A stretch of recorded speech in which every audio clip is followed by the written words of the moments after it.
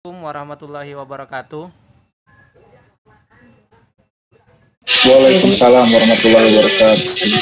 Baiklah, perkenalkan kami dari kelompok 2 grup PPL 1 SMP Negeri 1 Samarinda. Kami akan menyampaikan tentang laporan pameran perayaan akhir perkuliahan dengan mata kuliah pemahaman peserta didik dan pembelajarannya. Presentasi ini kami sampaikan untuk memenuhi tugas demonstrasi kontekstual di topik ke-6. Pertama-tama terlebih dahulu saya akan memperkenalkan teman-teman yang berasal dari PPL 1 SMP Negeri 1 Samarinda. Pertama saya sendiri Ahmad Maulana, kedua Sandi Permana Putra, tiga Ainur Hairun Nisa, empat Umi Khanifah, dan terakhir Rahimatul Nahdalia.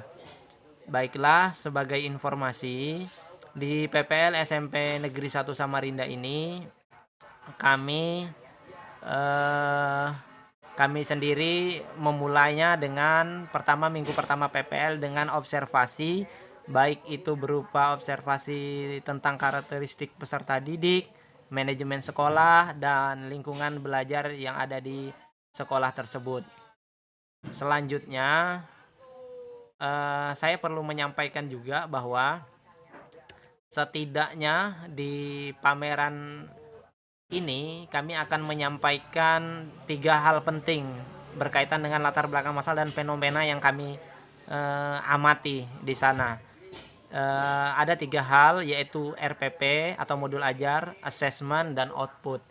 Mengapa di poin pertama RPP dan modul ajar kami munculkan di sini? Sebab untuk diketahui SMP Negeri 1 Samarinda sendiri yaitu untuk kelas 7 dan 8-nya masih menggunakan kurikulum Merdeka, sedangkan di kelas 9-nya menggunakan K13, di mana kita ketahui jika menggunakan kurikulum Merdeka, perangkat ajar yang kami kenal saat ini disebut dengan modul ajar untuk perencanaannya, sedangkan untuk K13 sering kita ketahui dengan RPP atau rencana pelaksanaan pembelajaran.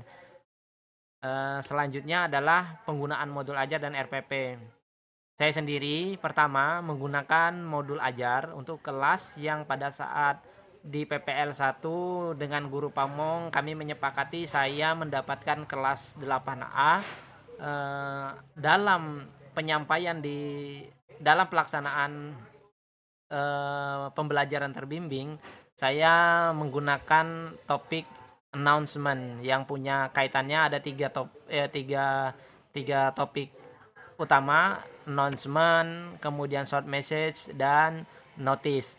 Di modul ajar yang telah saya buat, khususnya announcement ini, saya sendiri menggunakan capaian pembelajaran yaitu membaca dan memirsa untuk fase D, yang dimana fase D ini adalah setara dengan kelas 8 di tingkat SMP atau MTS. Nah, pada modul ajar yang telah saya buat, memang melihat durasi atau waktu PPL ini, saya lebih banyak menggunakan model pembelajaran yang berkaitan dengan problem based learning. Sebab saya merasa dengan model pembelajaran PBL ini, saya bisa menggunakan metode-metode sederhana untuk memenuhi durasi waktu jam pelajaran. Sebab di kelas 8A sendiri yang saya dapatkan hanya memiliki 4 JP saja,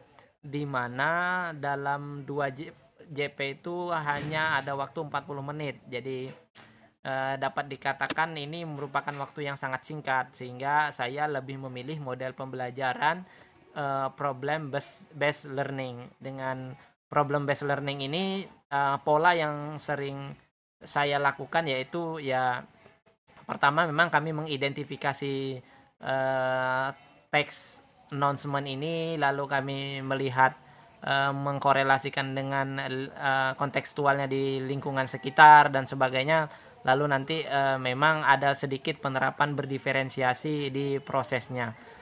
Mungkin itu dari saya terkait modul ajar dan RPP. Selanjutnya kepada rekan saya, Mas Sandi Permana Putra untuk menjelaskan tentang penggunaan modul ajar yang sudah digunakan di PPL 1 SMP Negeri 1 Samarinda. Mas Sandi, dipersilahkan. Ya, terima kasih Mas Ahmad. Ya, saya koreksi sedikit, maksudnya adalah RPP ya. Jadi untuk saya yang diberikan kesempatan mengajar oleh guru Pamong, saya mengambil setting tempat kelas 9. Ini 9A, 9C, dan 9D. Tapi untuk praktek pengajaran terbimbing, saya mengambil kelas 9A.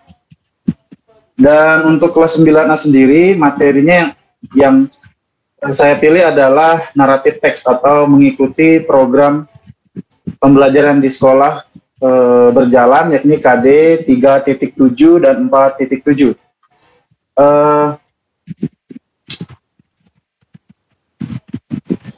Pada penerapan RPP tersebut, jumlah peserta didik di kelas 9A adalah 31 anak, dan kemudian materi pokoknya adalah naratif teks, terfokus pada materi fairy tales atau teks fairy tales.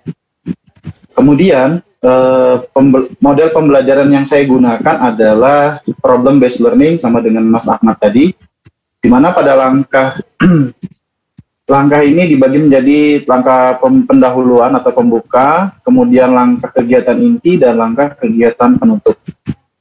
Pada langkah kegiatan pembuka, saya memberikan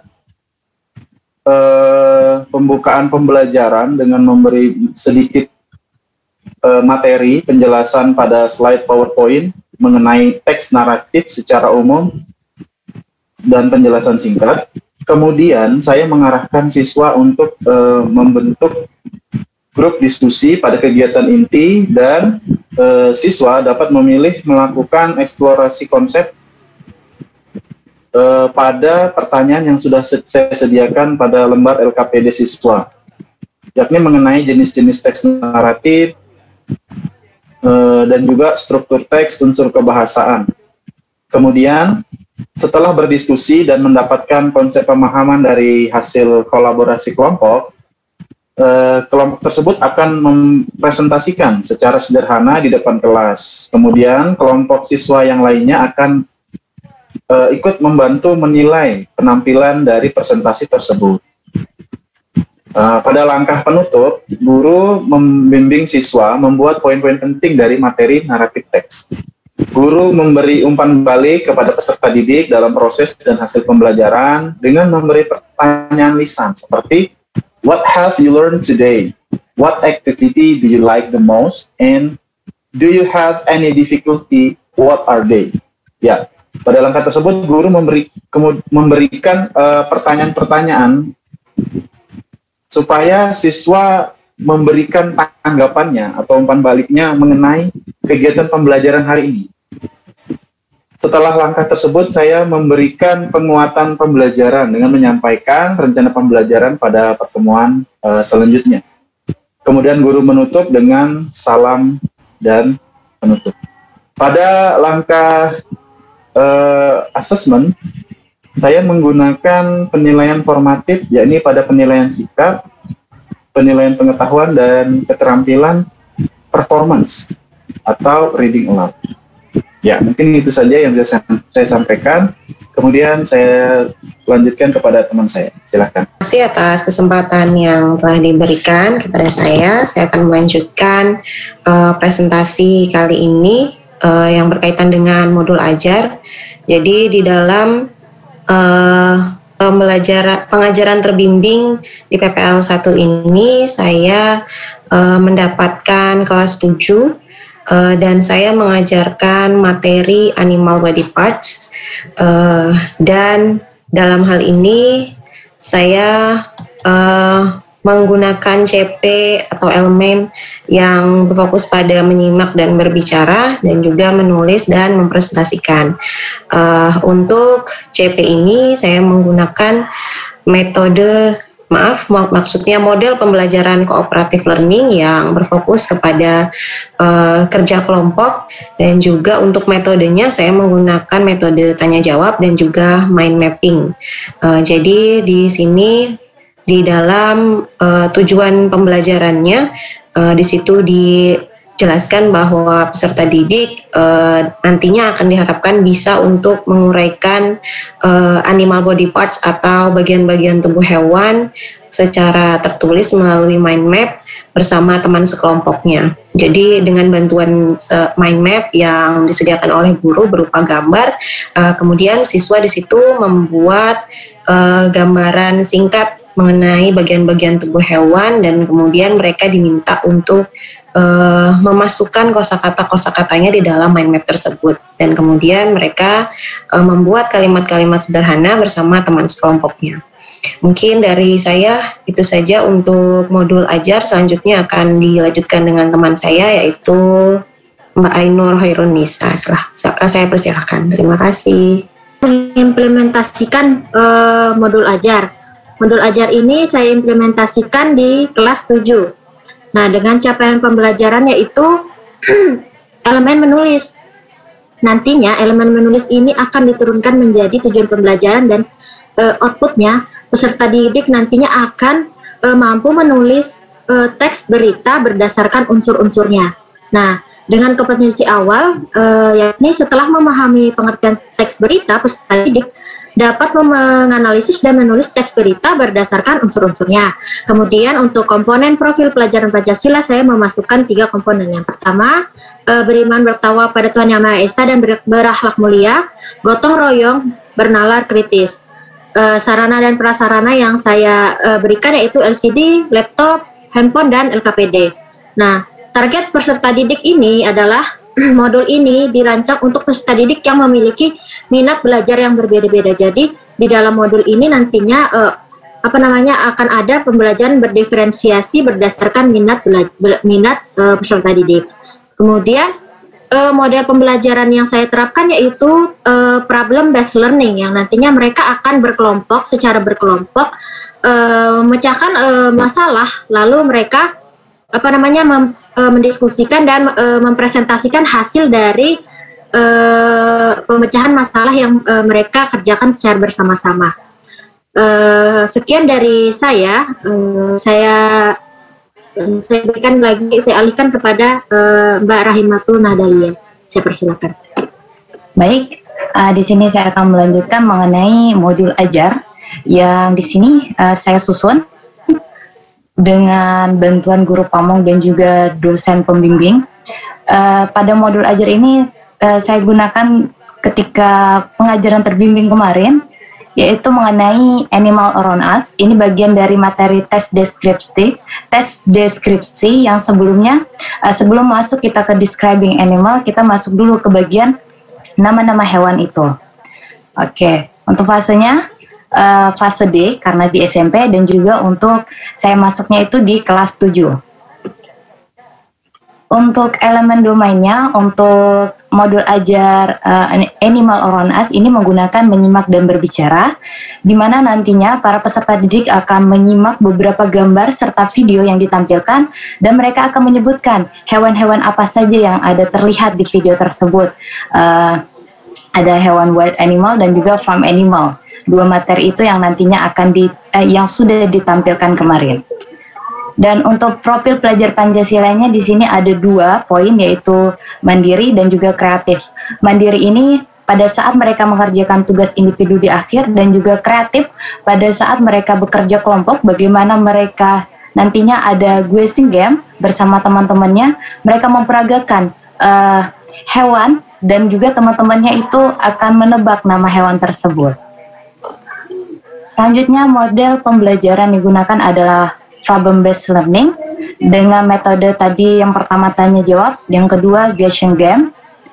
Dan untuk tujuan pembelajarannya ada 3. Yang pertama, peserta didik akan mampu menyebutkan nama-nama hewan tersebut, dan juga peserta didik mampu menyebutkan nama-nama hewan melalui kerja kelompok guessing game dengan tepat. Dan yang terakhir, tujuan pembelajarannya adalah peserta didik mampu mengubah kata acak tentang nama hewan, jadi ada huruf-huruf yang masih diacak, dan mereka menyusunnya menjadi nama hewan yang tepat. Oke, saya rasa cukup untuk modul ajar dari saya. dilanjutkan oleh Mas Ahmad. Baiklah, selanjutnya.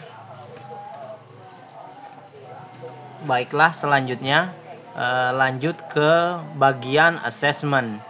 Di assessment ini saya sendiri berkaitan dengan materi atau topik announcement, kemudian short message dan notice. Saya menggunakan performance assessment karena beberapa siswa memang di kelas saya di 8A itu sudah duduk berkelompok berdasarkan minatnya ya, karena misalnya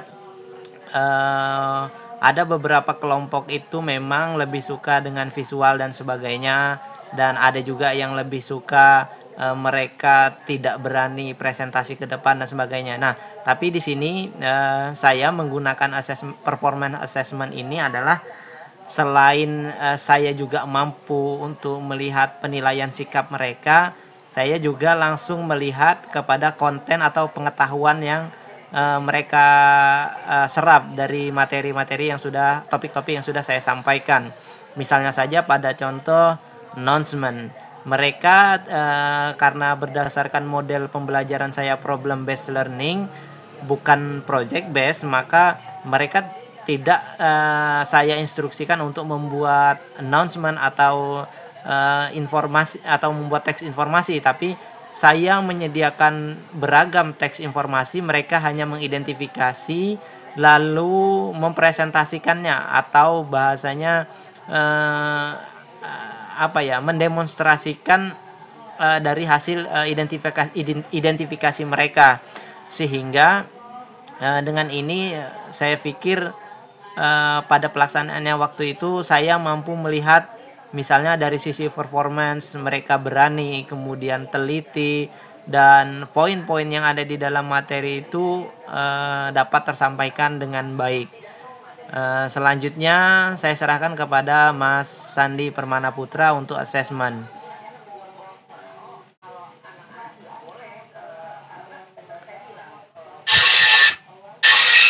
Betul Mas Ahmad, terima kasih.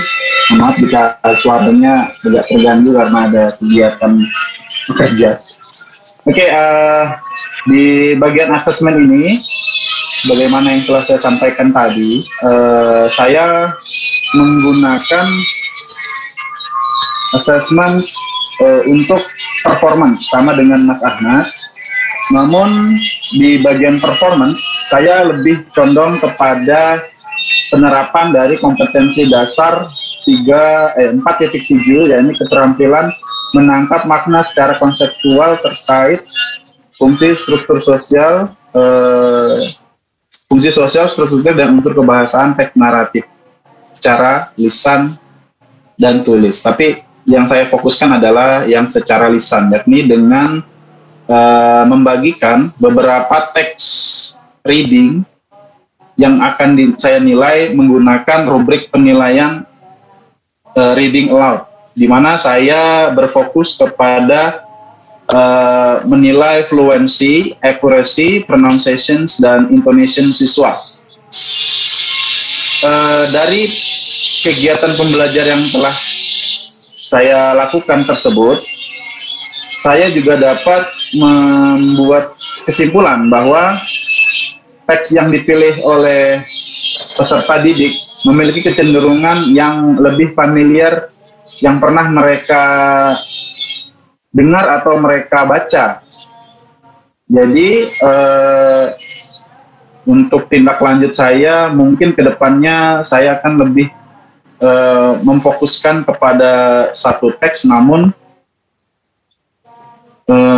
sesuai dengan gilirannya per paragraf, mungkin seperti itu.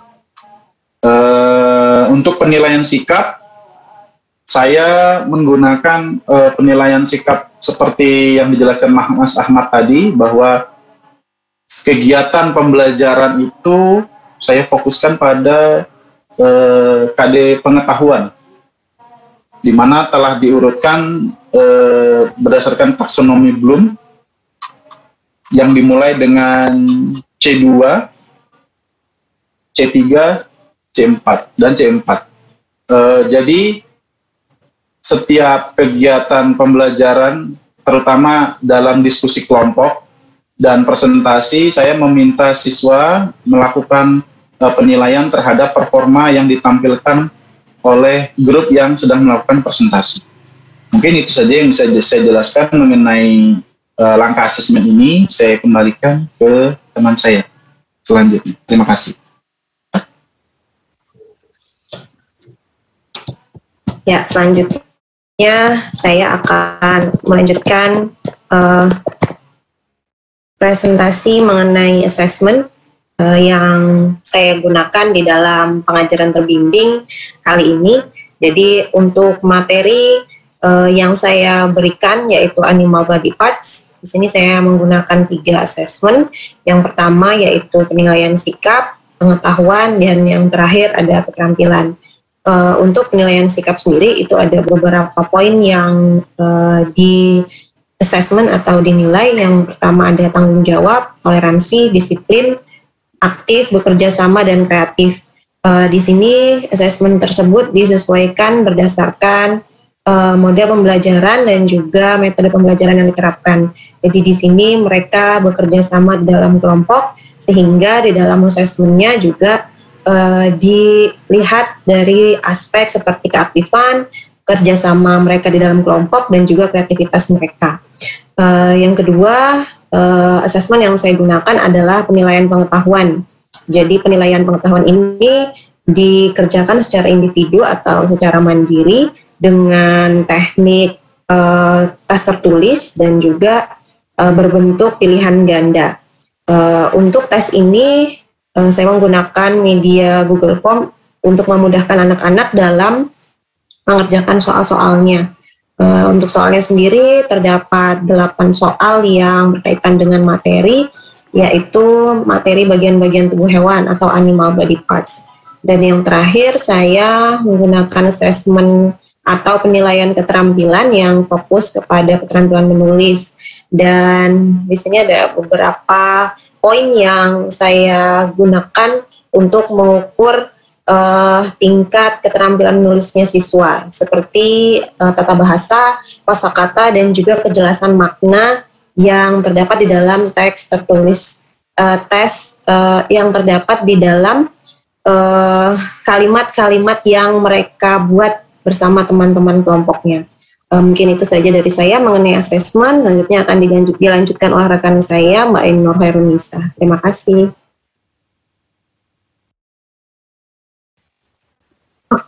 Oke, baik. Di sini saya akan menyampaikan penggunaan asesmen berkaitan dengan materi yang saya berikan kepada peserta didik tentang teks berita. Nah, instrumen asesmen yang saya terapkan yang pertama yaitu asesmen sikap. Asesmen sikap sendiri berkaitan dengan profil pelajar Pancasila yang terdapat 3 komponen mengenai bertakwa kepada Tuhan Yang Maha Esa, berpikir kreatif, lalu bernalar kritis. Nah, pada aspek ini, peserta didik mungkin dapat teramati atau tidak dapat teramati dari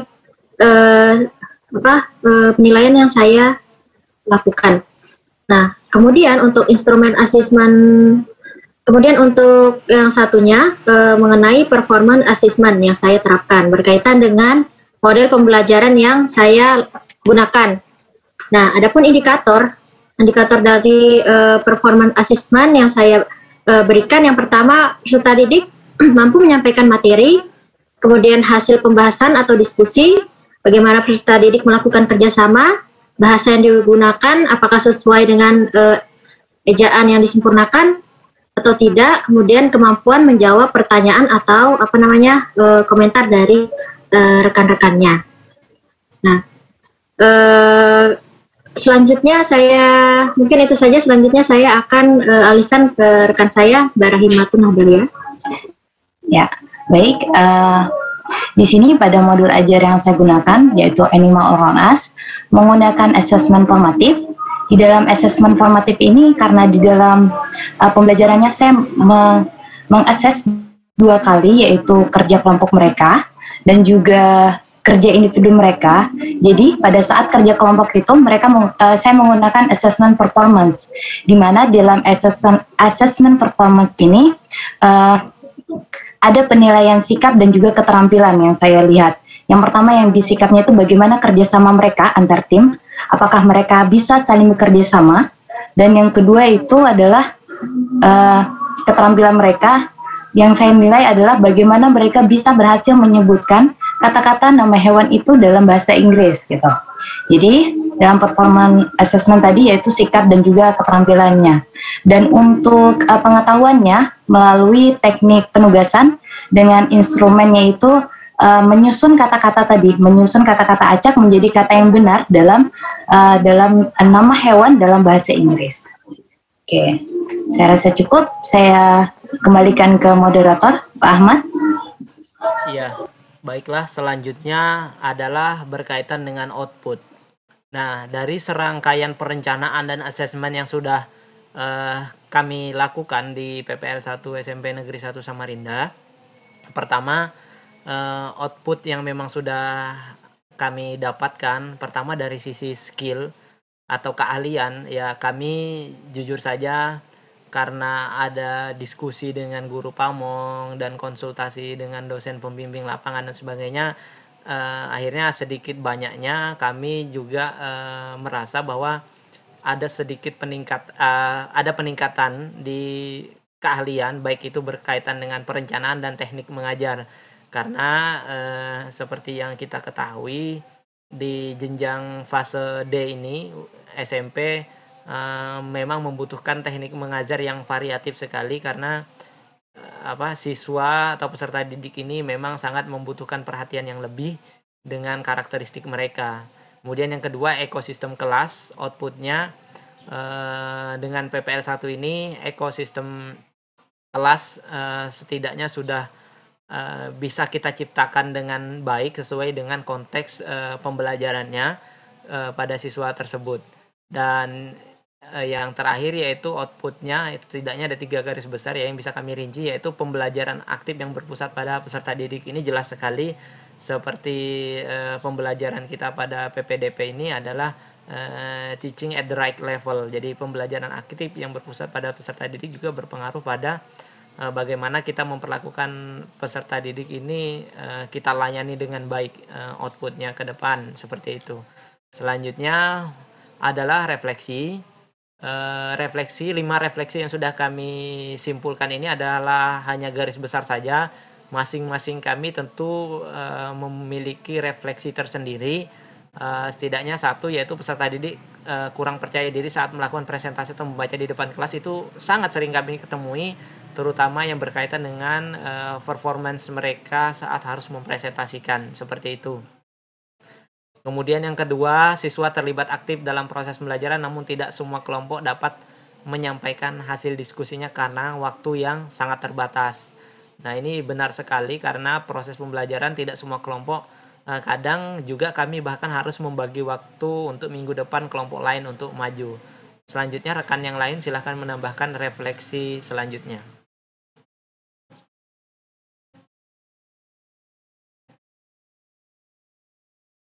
Boleh, siapa yang mau menambahkan?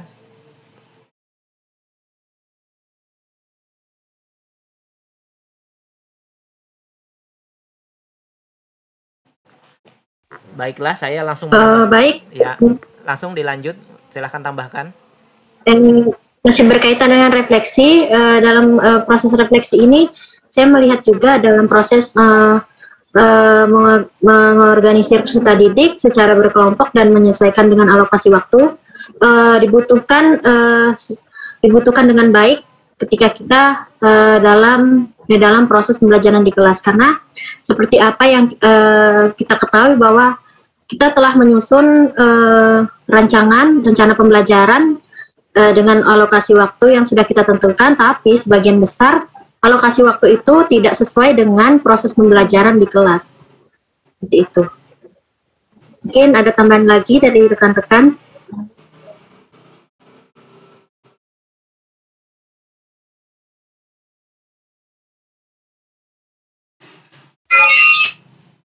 Ya, boleh saya tambahkan, Mas? Baik, dipersilahkan. Ya, terkait dengan refleksi, eh, di situ ada penerapan pembelajaran berdiferensiasi yang dapat menjadi solusi untuk menghentikan perbedaan karakteristik peserta didik. Nah, maksudnya adalah pada kurikulum Merdeka ini, sebagai guru kita dituntut untuk bisa membuat siswa itu lebih aktif dengan pembelajaran yang berpusat pada siswa. Jadi pembelajaran berdiferensiasi itu adalah salah satu kunci pembelajaran pada kurikulum ini. Namun pembelajaran berdiferensiasi itu membutuhkan persiapan dari segi konten, dari segi perancangan pembelajaran, dan juga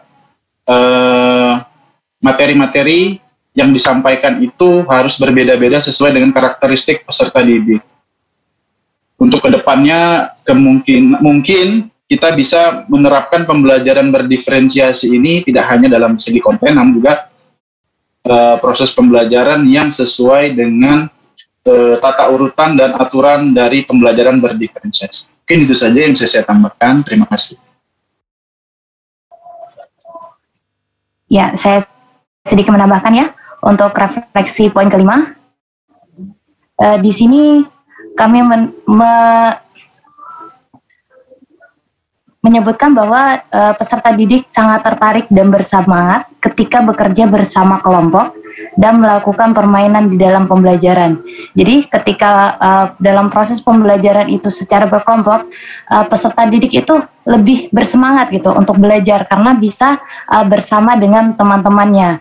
Dengan catatan, seperti yang coba saya terapkan kemarin, pada saat mereka bekerja kelompok, bukan berarti hanya satu orang saja yang bekerja, tapi itu adalah tugas mereka semua. Jadi ketika ada pembelajaran, semua peserta didik harus tahu materi apa yang mereka kerjakan, tugas apa yang mereka kerjakan. Nanti akan saya tanya secara acak, jadi bukan hanya kelompok yang anak dalam kelompok itu bukan hanya anak yang mengerjakan saja, yang saya tanya melainkan juga semuanya.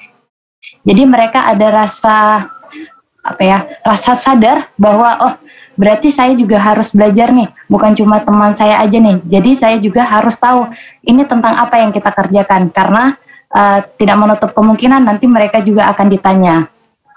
Dan juga ketika pembelajaran, ketika adanya suatu permainan gitu, itu akan menambah semangat mereka karena terlebih ketika kita masuknya di jam siang gitu, ketika sudah waktunya mulai pulangan itu anak-anak udah mulai bosan, dan dengan kita menghadirkan permainan-permainan singkat, permainan-permainan yang tidak terlalu berat gitu untuk mereka, itu bisa menambah semangat mereka. Baik, saya rasa cukup. Oke, baik. Selanjutnya adalah rencana tindak lanjut.